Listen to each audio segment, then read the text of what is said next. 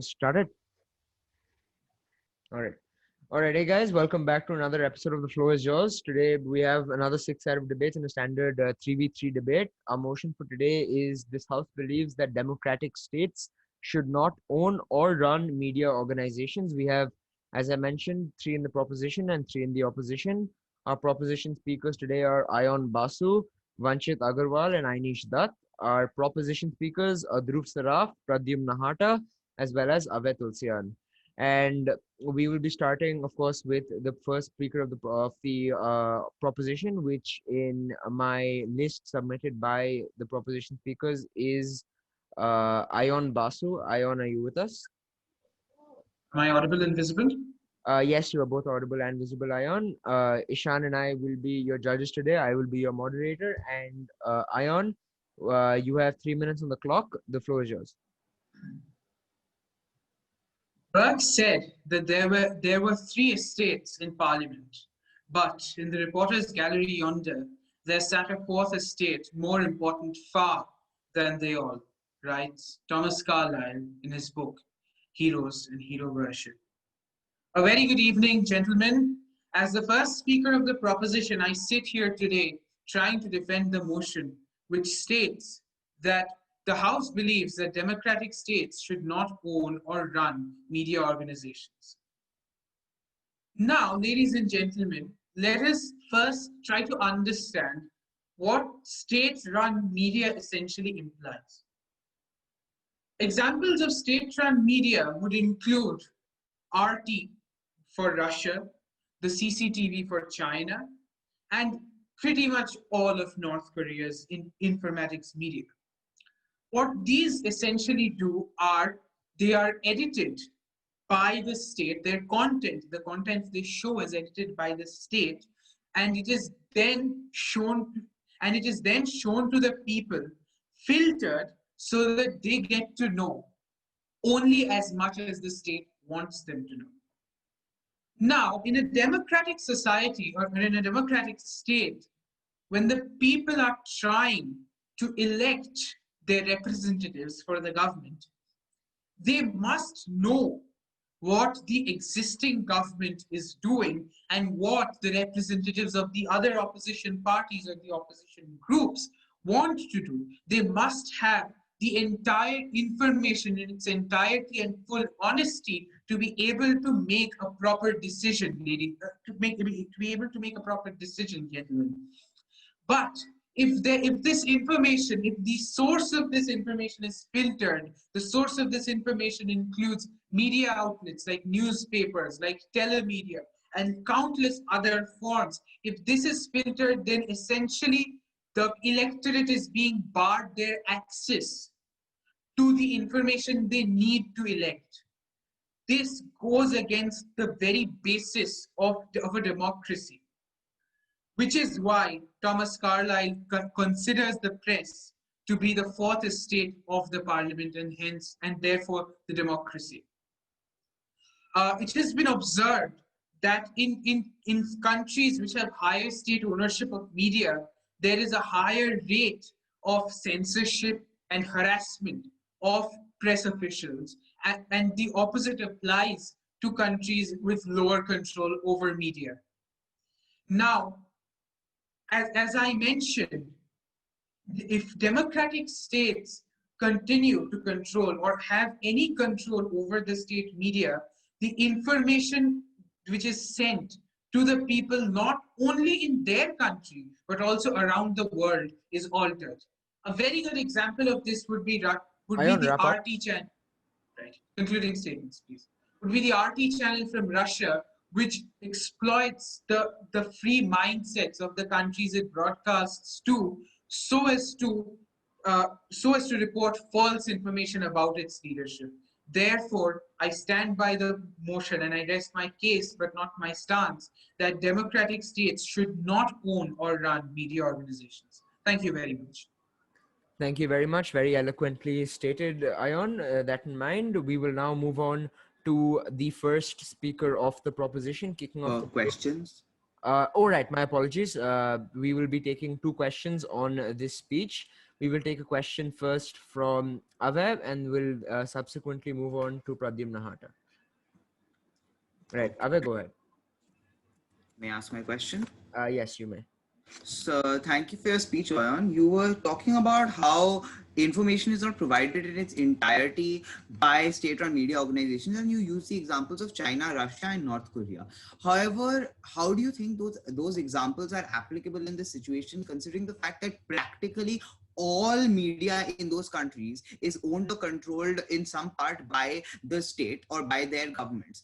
Don't you think that in a democratic country where there is a division between some amount of public ownership of certain media organizations? I'll have to ask you to keep your question short. Okay. 30 words. Okay, I'll make making my question concise. Don't you think that privately owned media organizations which coexist with publicly owned media organizations can help fill this information gap? Am I audible? Yes, you are. What I understood from your question is that you're suggesting a coexistence of publicly owned as well as privately owned media organizations, right? In such a scenario, let us consider a situation in which such a scenario exists. Now, since the government has access to its own coffers and since it has access to more funds potentially than the privately owned organizations, it might use these funds for more advertisement, and it might use these to increase its reach. But by doing that, it is essentially limiting the exposure of the privately owned media organizations to the people of the country, and therefore also impacting their viewership, and therefore ultimately also impacting the flow of information, as I stated in my speech. I hope I've answered your question. Hopefully, Right, to all the debaters present here, please keep your question to 30 words. We have heard whatever Ayan has to say or whatever each speaker has to say. We do not need another speech in the form of a question. 30 words, that's it. We'll get your question. right. While noting that, thank you, Ishan. That in mind, thank you, Ayan, for answering this question. I hope that did clear it out, Avev. And we will now move on to Pradyum's question. Pradyum, you may ask it. Ayan, just a yes or no question. Do you believe that in today basically a democratic state which does not control media, do you believe or do you not believe that the government, even if it does not fund any media organization or even if it does not run any media organization, it influences the private media organizations which express information or report events to the people in some way, in any way or the other? Do I believe what? Could you rephrase your question, please? Do I believe what? Do you believe that in a democratic state where the government does not run any media organization, do you believe that the government influences the reports or the information that the private organizations or the organizations which are not run by the government express to the people? Do you believe that there is state influence in these organizations? Yes, there definitely is. Right, fair enough. Thank you for the answer, Ayan. I hope that did answer your question aptly, Pradyum. That in mind, we will now move on to the first speaker of the opposition. Kicking it off for them is a debater who's been here very often. He's Avev Tulsian. Avev, are you with us? Yes, I am. Excellent. Avev, you have, like all the others, and Ayan, 3 minutes for your speech. You have the floor. Thank you. Okay, so in this speech, I will be talking about how bias within these media, within state-run media organizations can be controlled or reduced, as well as how factual and unbiased news can only be provided by such state-run media organizations, because such state-run media organizations will not be running after TRP and will not be sensationalizing their news. Moreover, my second speaker will be talking about how there is already plenty of bias within news media, and he'll be elaborating on bias within news media as a whole. So, beginning with my speech, I'll talk about I'll first address some of the concerns which Oyan had, or the first speaker of the proposition had when he spoke. He started speaking about how information is not provided in its entirety by state-run media organizations. And the opposition will gladly concede that yes, state-run media organizations will may obviously have some amount of bias towards the government. However, if such information is not provided in its entirety by government media outlets, then this can be happily easily supplemented by privately run media organizations, because the issue regarding lack of information being provided about the government to the electorate only comes up when the government controls every single media outlet in the country. The lead speaker himself brought up China, Russia, and North Korea, where the government either controls owns all of the media organizations in the country, or the remaining media organizations are owned by individuals or companies which have close links to the government.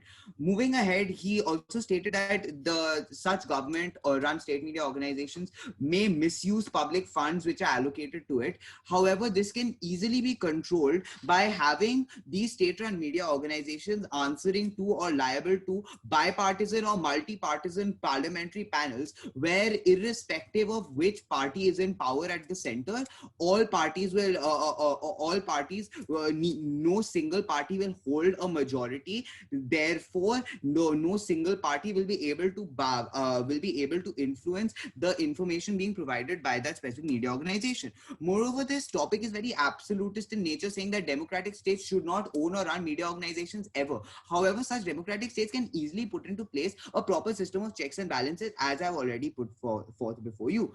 Moving on to sensationalizing of news. It is pretty obvious that in practically all democratic countries today, news is sensationalized by privately run media organizations because they have their profit motive. Therefore, they are they often change facts or twist facts in order to ensure that more readers or more viewers come to their specific news media. However, if the government owns this sort of media, a state-run media organization, such as in India, where Rajya Sabha TV is owned and operated by the Rajya Sabha itself, or is owned by the government and is operated by the Rajya Sabha itself. I need to wrap up. Such unbiased information, such as live coverage of activities in the parliament as well as in analysis of parliamentary affairs, can easily be provided to the electorate. Here I'd like to rest my case. Thank you. Right. Thank you, Ave, for your speech. We will now be taking questions upon his speech. We will first take Ion's question, and then we will see if there is any other question. Ion, you may proceed. Am I audible? Yes, you are. Avya, you mentioned the example of RSTV or Rajya Sabha TV in your speech. Very recently, there was an allegation, and it was proven that the coverage while discussing the farm bills in the Rajya Sabha was essentially cut, thus preventing the access of the populace to this very important discussion that they needed to have, especially considering the fact that India is an agrarian country. How do you still stand by your point then? Yes, thank you for that. Thank you for that question. And then again, I'll refer you to the part of my speech where I spoke about multi-partisan control panels or multi-partisan control committees, where the ruling party will not hold a majority of its in and of itself. Therefore, there will have to be the political parties from across the spectrum coming together to decide upon the funding and the structure of such media organizations, so as to ensure that such discussions are not biased towards either political party, or anything broadcasted on state-run media is not biased towards either political party. Right. Thank you for the answer. Ion, once again, I hope that answers your question. Is there any other question from the proposition, or shall we move on to the next speaker? Right. Fair enough. That in mind, we shall now move on to the second speaker of the proposition, which is Vanchit Agarwal. Vanchit, are you with us? Yeah. Before we move on, right.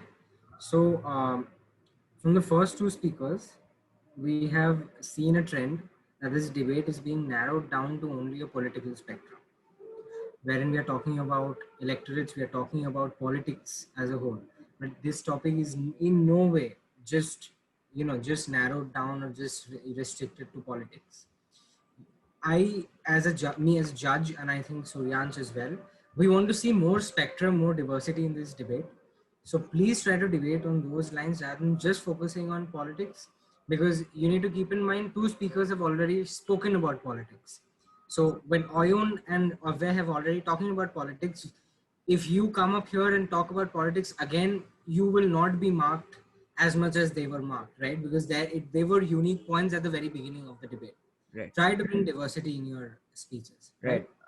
Correctly said, Ishan. I completely agree with you there. Just to add on in a small manner, I must point out we won't we won't be telling you what aspects you must cover. However, try to cover as Ishan said, keep your points unique. If you're making rebuttals, make sure you make it in a sound manner and have a fair counterpoint that is unique in nature, in order to make sure that no other speaker will be able to be credited for saying it in another cryptic manner. So what you're saying is, say it cleanly and make sure that it stands out for people like me and Ishan to notice. And if we do, we will be able to mark you accordingly. So keep that in mind for the subsequent speeches. And we will try to refrain from making further interruptions and let you proceed with the normal flow of debate. So keeping that in mind, Vanchit, sorry for cutting you off. Vanchit, you have the floor for the next 3 minutes. Carry on. Okay. Greetings, gentlemen. This is Vanchit Agarwal, and I stand for the motion of the House, that is, democratic states should not own or run media organizations. To start with, I would like to pose a question to the House, that is, what exactly does media houses run by democratic states do? In most cases, it is found that they exactly reiterate the fact what the government is expecting them to do so, or they oversimplify the facts, which is for the government and does not actually criticize the government. What one must understand is that people will surely be inclined to such media houses and consider the information and statistics displayed by media organizations directly run by democratic states as more legitimate, because the government or the democratic states are promoting and advertising such media houses, which thus makes people more prone to such media houses. What one must understand is that with this process, the entire essence of democracy as well as media is being damaged, and thus the foundation has been demolished. Now, to come to how. Firstly, many and several prominent leaders of the world have mentioned criticism as the pillar of democracy, and the real test to democracy is the standing out to criticism. But um, it is very much obvious that a media organization which is funded by a democratic state won't go against it, and thus damaging the entire essence of media houses as well as democracy. The role of the media in the society is to uncover the truths and make people aware of the actual facts. But as the first opposition speaker said, that me, media houses run by democratic states do give factually correct or unbiased news. But herein, what one must understand is the fact that anything that is out or does oppose the government will actually be taken as infactual or biased by the government, because no one does want anyone to stand against it, and everyone does expect it to go things in favor of it.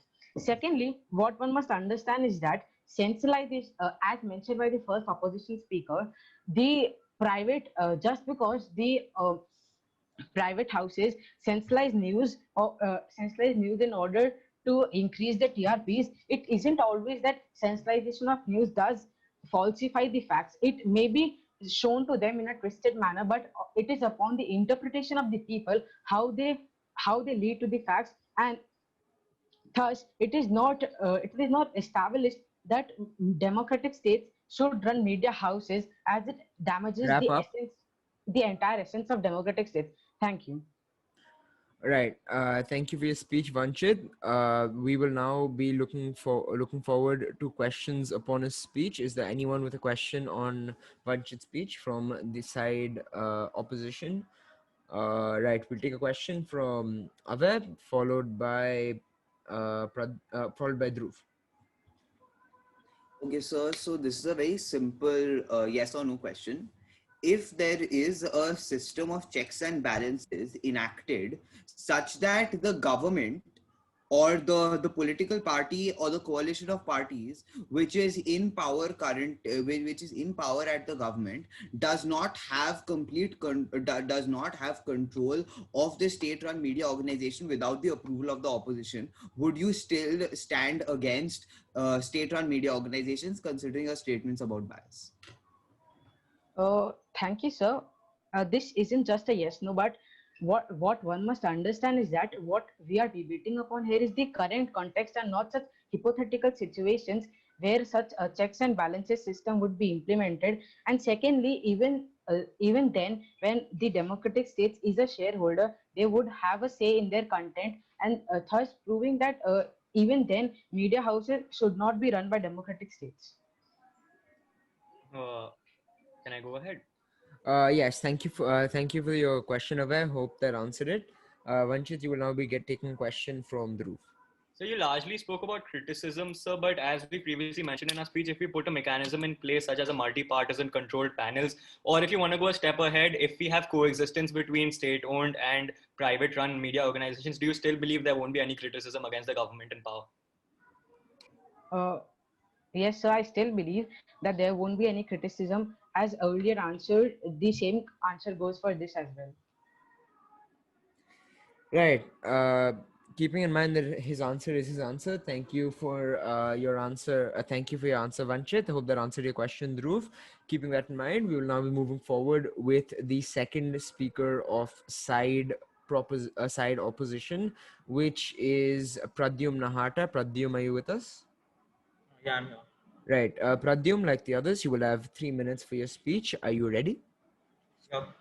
Well, you may proceed. Today, obviously, we've spoken about political news, about political information, but I think the proposition has clearly ignored the fact that the government has access to so much more information, so many more events than private organizations do. They have access to information on environmental hazards and events which are potentially threats to national security of the country. And if the democratic government does under a proper mechanism, under a democratic mechanism, run the media side, they can report much more information, much more valid information, and much more credible information to the people, which will eventually influence or improve the media system in the country and will inform the people more. Now, I would like to delineate my second point with a special example. Let's say today, in the early 1700s, the British East India Company came to India with economic motivations, but they eventually started operating politically, and they started controlling the native states. They started controlling the native rulers of the states as their puppets. Basically, what happened is that there were policies like the subsidiary alliance, the doctrine of lapse, and the native rulers became puppets of the British East India Company. And actually, the British East India Company was in control of the administration, enacting acts which would actually affect the country, but they weren't really the government. Now, before I dive into the example further, let's take a look at today India's network system. We have the government which does not explicitly run a huge media organization, and there are different media organizations such as Republic TV or many other media organizations that run in the world's largest democracy. But today, as the Indian economy faltered by 25%, by 1/4 of the economy when it faltered, all the Indian media can focus on is Kangana Ranaut and Sushant Singh Rajput's suicide and every scandal associated with even narcotics, which have not been paid attention to in the previous years. So what do we see from this? That the Indian government, the BJP government, is actually influencing the media, and there is bias in the media. Now, the Republic TV says their slogan is, "You are the Republic, we are just your voice." But this is not what is happening, right? This is not what is happening. The government is operating in the shadows. And why is the BJP government operating so well? Because it is operating in the shadows, because it is not explicitly operating these media systems, because it is not explicitly expressing this information to the people. And the people believe that the government is truly a democratic government. Now, let's do something. Let's actually let the BJP or put together a system where the BJP does operate a media network. Now, what will happen is that if there is bias, if there is government bias, if the government is trying to take off the attention of people from Sushant Singh Rajput, from the COVID cases, from the faltering economy to such scandals, then obviously what will happen is that the people will notice this. Let's take Abhyay's constructive about how there will be different media organizations, even if there is one media organization operated by the government. There are different media organizations. Concluding And if enforces a biased media system, these organizations will point it out in accordance with the democratic protections that were not there when the British East India Company was operating, and the people will point out the fact that the government is actually influencing media. So basically what will happen, we will have a system where there will be more scrutiny to the Indian network system, and we will be able to see if there are democratic protections being enacted. Right. Pradyum, thank you for your speech. That in mind, Ishan, I would like to point out that on the timer, Pradyum has crossed his time bar by 28 seconds. Just not consider anything after the time limit. Right. Thank you, Ishan, for noting. And Pradyum, we will now be taking questions on your speech. Are there any questions towards Pradyum? Keep in mind, speakers, that we are to mark Pradyum on his answers, and if Pradyum does not answer, we will have to assume that there are no questions, and if there are no questions, he has a perfect mark. Right. Ishan, do you have? I have a question, but Vanchit. Right. We'll take a question from Vanchit. So you stated that in privately owned media organizations, government does play a role staying in the shadows, and thus it plays a role in their content. So do you not believe when the government would be given direct control of such media organizations, even though it is apparent that it would be apparent that they are not influencing the content, but staying behind the shadows, even then they would play a role in the content and thus showing only the information which they intend to? Sir, understand that if the government does create a media network of its own, people will pay attention to it. People's attention will be channeled towards the fact that the government has democratically created a media network. And just saying, if the government has actually devoted resources to a media channel of its own, to a media network of its own, it will not have many resources to devote to corruption in other network organizations, and these media organizations will relatively face more fluency or flexibility or freedom in their own markets when the government is actually devoting resources to its own media network. So there will be relatively more space in the market that is left. Right, fair enough. I hope that answers your question, Vanchit. Thank you for the answer, Pradyum. Is there any other question? Right, Ishan, would you like to still ask your question, or shall we move on?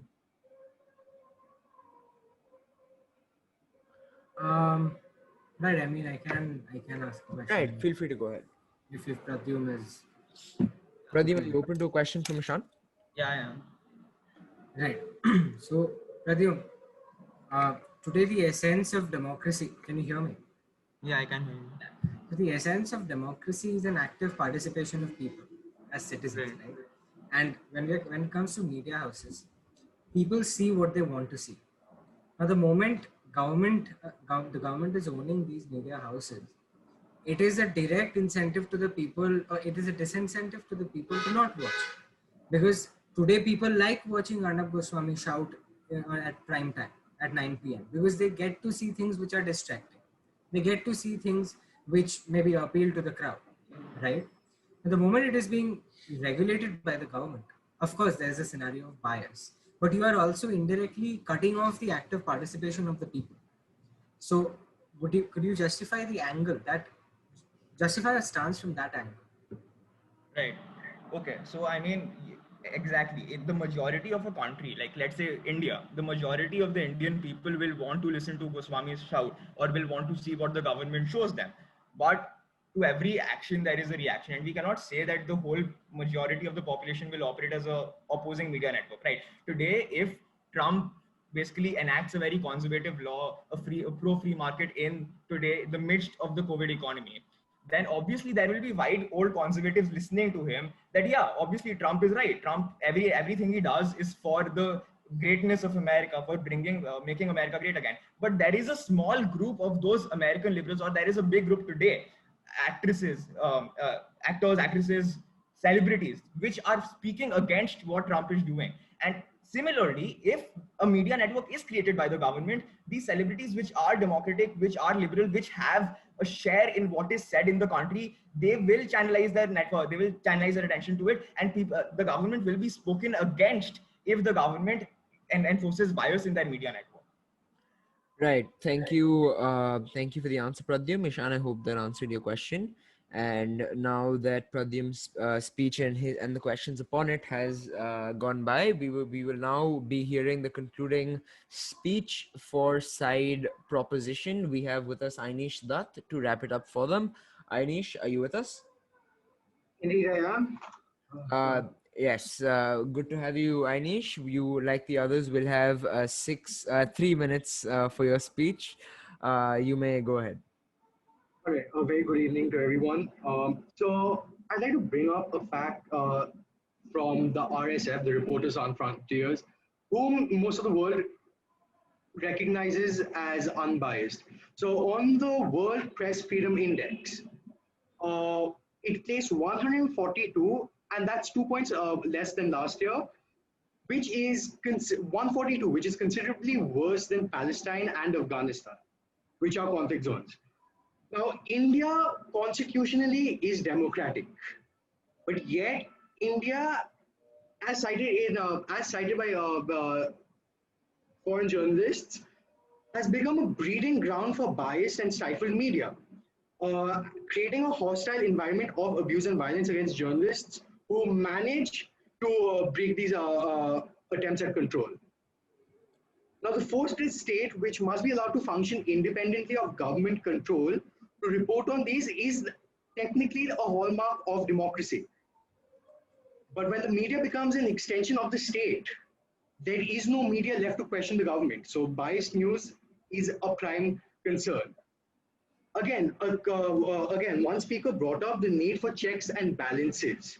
But the very idea that checks and balances need to be put in place proves that this system is inherently faulty.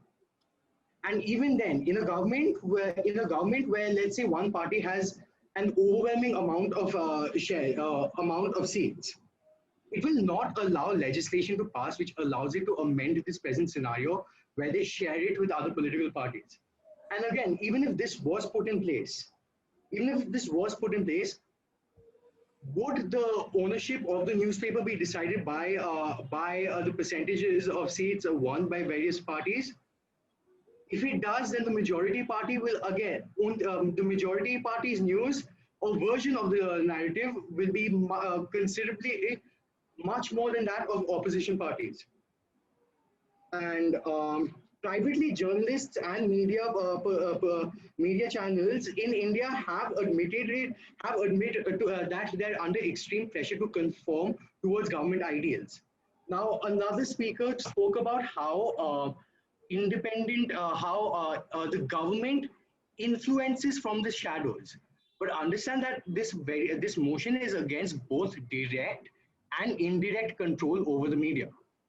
When the government influences from the shadows, that is a direct indication that it is influencing media and has a sort of monopoly over the media. So again, it should, in a democracy, media should be completely private to push forward a very diverse narrative which caters to a diverse population such as India. Right, fair enough. Anish, is that it? All right, excellent. With the pinpoint ending to your speech, thank you, Anish. We will now be taking questions on your speech. Is there anyone with a question directed towards the final speaker of the proposition, which is Anish? Right, we'll take a question from Dhruv, followed by Pradyum. So you said in your speech that India has become a breeding ground for misinformation. So do you not believe that if there was actually state-owned media, it would actually implement ownership? It would actually result in ownership of the news that is fed out, which in turn would remove the smoke screen which is present between the public and the state right now. So if you believe that the government is by default transparent, especially when in the context of India, then I'm afraid that you are mistaken with the shadowy veil that is already present, irrelevant of media. that veil would only get darker if if a country like India was allowed to have complete control of the media. Right. Fair enough. Thank you for the answer, Anish. Dhruv, I hope that answered your question. Keeping that in mind, we will now move on to the next question, which is from Pradyum Nahata. Pradyum, you may ask your question. So thank you for your speech. In your speech, you spoke about sarcastically spoke about India being a democracy and how the Indian government controls what happens in the country in the chat. You spoke about that. So do you not think that the Indian people believe so easily the information fed to them by pro BJP sites because they believe that India is a country where press freedom is prevalent? Do you not think that the supposed press freedom that is prevalent when the Indian government does not intervene officially in the media organizations processing of the information and the expression of that information, do you not think that is why the Indian people are so easily misinformed by the pro BJP sites? If you believe that even when it is state run, that the mass population which has already been buying into the information that is already out there, and it is said to have been influenced indirectly from the government. When it is under direct influence, the news stays the same. So to the people, there isn't much of a change than there already is. Yes, there's an added fact. There's an added fact that yes, now that freedom aspect has diminished greatly. But even then, they've been prior to that, they've been fixed that the narrative that this news is correct. When the smokescreen is removed, when it becomes direct, then the people are still going to buy into the same news because there isn't any change, and that's what they're used to and comfortable and have been accustomed to. Right. Thank you for the answer, Anish. And I hope that answered your question as always, Pradyum. Keeping that in mind, we will now move on to the final speaker of today's debate, the final speaker of the opposition, wrapping it up for them, which is the person who asked the first question to Anish, which is Dhruv Saraf. Dhruv, are you with us? Yes, sir. Can I begin? Right. So the final speech, you have 3 minutes on the clock. And yes, you may begin. Good evening to respected chairperson, sir, honorable judges, members of the house, and of course my most worthy opponents. Honestly, it is, ladies and gentlemen, it's a pity that I only have 3 minutes in my hand to refute so many illogical arguments made on side proposition.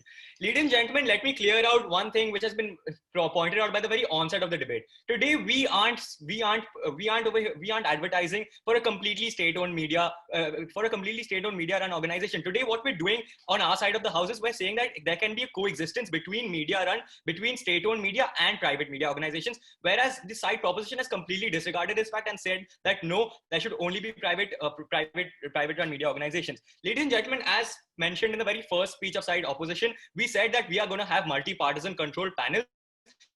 And this exactly why all the points brought up by the third speaker of side proposition so eloquently fall flat on his face. The first speaker in his speech said that the articles will be filtered. Ladies and gentlemen, I have two refutations to that. First, what we're proposing in our paradigm is that not all media will be owned by state. There will be media still owned. There will be still private run media organizations, which will automatically put a check and balance on the filtered information, which is supposedly being put out by these government run media organizations. Second, ladies and gentlemen, there will be a mechanism put in place to make sure that media is not filtered. An example in case is the government of Finland, which has state-owned media run organizations, and yet majority of the information feeded over there is not filtered. Now, ladies and gentlemen, let me come up to the main axis of side opposition debate, which has been clearly misunderstood by side proposition. What we are proposing today is a coexistence between less spicy news or sensationalism from the private government and check on filtered news from the state-owned government. In a practical world, ladies and gentlemen, today we see that even though the majority of the media that exists today in India are private run, there are influences from the government in power. There are influences which are being done which are not evident to the people. So that's why when we say that, oh, this particular news channel is favorable to the BJP, what we're doing is having a speculative debate. However, as previously mentioned by Pradyum, if we do have state-owned media organizations, it will remove that smokescreen, and a very default illogical argument made by the third speaker of side proposition when he said, when he answered my question, is that it'll take us to a darker place if there is complete control of the media. However, that is not what we are proposing. Ladies and gentlemen, understand that it won't be that in the practical world today, majority of these media are already influenced by BJP, and if we do by the party in power, and if we do actually make it state owned, it'll make it clearly evident to the people that yes, these particular parties are state owned, and which is why they will take this news into consideration in the following manner. Ladies and gentlemen, the second speaker came up here and talked about criticism. He said that criticism. However, ladies and gentlemen, understand that that is not what we're proposing today. That is not what we're proposing in the first place itself, which is why all the arguments made by the second speaker based on that particular point fall flat on its Right. And to end my speech, I'd like, sorry, to end my speech, I mean, it wouldn't really be a Dhruv Saraf speech if I wouldn't end with this line. You may board the bus of side proposition, but do not let them take you for a ride. Thank you. With the exact quote I was waiting for. Thank you, Dhruv, for your speech. It indeed is never a Dhruv Saraf speech without it. With that, we have come to the end of today's debate. No, we haven't. My apologies. We have 2 more questions left to go directed towards Dhruv. Are there any questions towards him? Right. Are there no questions towards Dhruv? We have fallen into the same conundrum as we have with Pradyum. Is there any question towards him? Right. There is none, then I can. Yeah. Go ahead. It's kind of a comprehensive question, right? So, Dhruv, just assume you are answering on behalf of the opposition today, right? Am I audible? Right. Cool. Now, today the opposition made the case that okay, there has to be a coexistence between privately owned media houses and publicly owned media houses. Dhruv, being the last speaker, you came here and said there are already influences in the public, in the privately owned media houses. So, as a judge, since you are already fostering the fact that there is no coexistence, even privately owned media houses are being controlled in some form by the government. Political patronage. Arnab Goswami, he can say anything. He's a political patron, right? Yes. Let's assume that right now, it is the democratic state is controlling the media houses of India, right? Now tell me, why do you feel that the democratic state should not control it? Yes, sir. Oh, should. Right. Okay. Why do you feel? Because today, it is already being quasi-controlled. You guys fostered a I'll condense it. You guys suggested that there has to be a coexistence between privately owned media houses and publicly owned media houses, right? Dhruv, you came up and said that privately owned media houses also have a certain degree of influence by the government. So the basic example is political patronage for Arnab Goswami. That is the most basic example I can think of.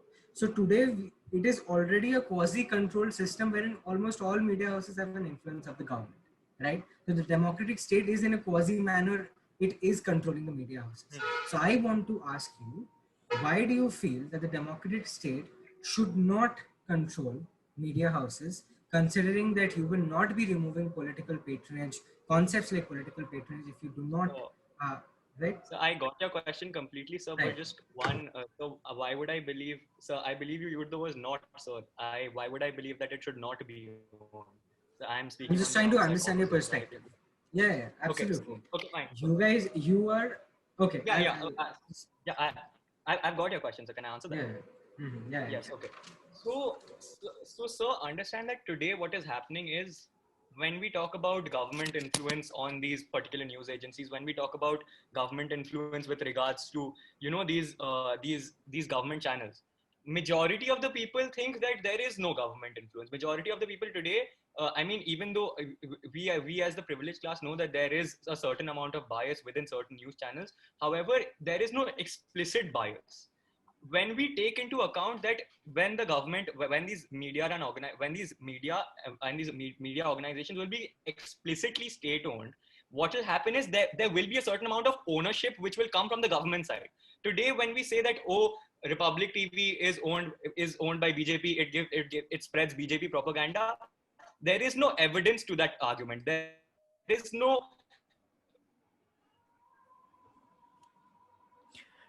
a strong foundation to support your argument. However, if you make it state-owned, responsibility which it will bear, they own will be by state-owned media and organizations. Right. With a little bit of cutting out in his voice, I think we got that, Ishan. Right, I did. Right. Fair enough. Thank you, Dhruv, for your answer. With that, we have come to the end of today's debate. I do not have a question for Dhruv.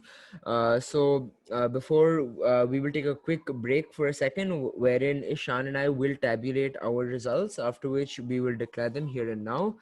And we'll be back after a quick break. All right, guys, we're back, and Ishan and I have tabulated our results. So before we go into it, we have to give what is colloquially termed as two paisa gyan. Ishan, why don't you begin? I see, honestly, you guys have lived up to our expectation, apparently. And it was a good debate, but all I have to say about this debate is please do not restrict the spectrum of the debate. Potentially, all of you came up here and talked about either BJP Yeah. or you came and talked about politics. That's all. In a normal debate, the judge would usually, in his 1 minute speech, come up here and say, talk about other things, talk about newspapers, etc. But yeah, just do not limit the debate to such a small spectrum. And yeah, I mean, the opposition had a pretty staple case in today's debate. Privately owned, publicly owned. You guys were moving around those lines, so that was amazing, I guess. And proposition, the only thing I have to tell you: ask questions. Do not let people go. Ask whatever question you have to. Sometimes even stupid questions put others at a fix. So I think everyone did really well. And should I declare the results? Right. Just to before you do, I have a few things to say myself. Yeah, Like no, not to moving on from what Ishan said, rather than just like you guys went very deeply, despite the fact that Ishan and I pointed out not to go on solely into the political aspect of it. But however, you guys did bring out like new areas of it, which is still respectable. However, you could have tackled so many different things, like how like the way different media agencies run. Think about, and when we're talking about the media, we're not just talking about like any press person like Arnab Goswami or just some other guy or news presenter on TV. You can think of like anything from Instagram blogs to newspapers and whatnot. Okay, to you can even talk about the misinformation that's being spread and so on and so forth. Absolutely, Suryansh. And one more thing, which you guys did not talk about, was freedom of speech. Yeah. So, for example, today we have a very robust freedom of speech law here in our country, and we also have counterterrorism laws like the UAPA, right? Now, when, for example, the BJP government is in power and someone talks about maybe communism, you can potentially go to jail, right? If that is government regulated. For example, and if you refute maybe Aditya Thackeray, if you talk about drugs or if you talk about anything, you are basically protected.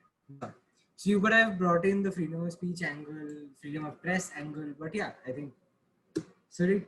Right.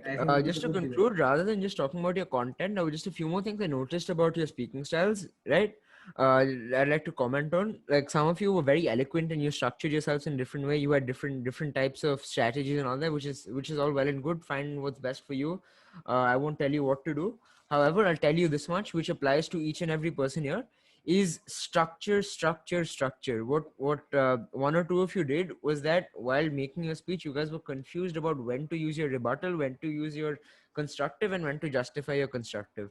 So a certain speaker came up and said that, started with a constructive, went on to a rebuttal, and then after that came back to justify a constructive he meant at the start. I won't remember what your constructive was, and you're coming back with another justification. That's not how we'll have to being a judge, we'll also have to listen to that, right?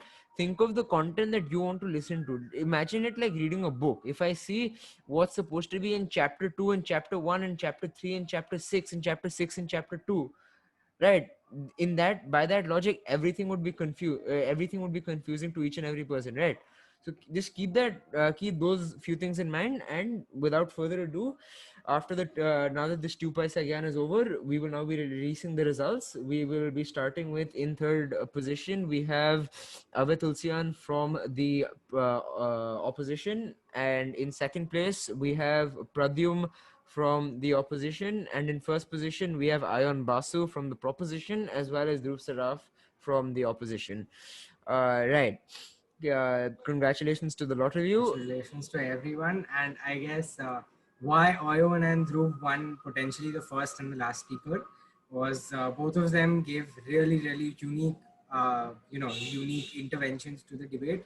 Oyon loved your style of speaking, absolutely amazing, the kind of composure, points, etc.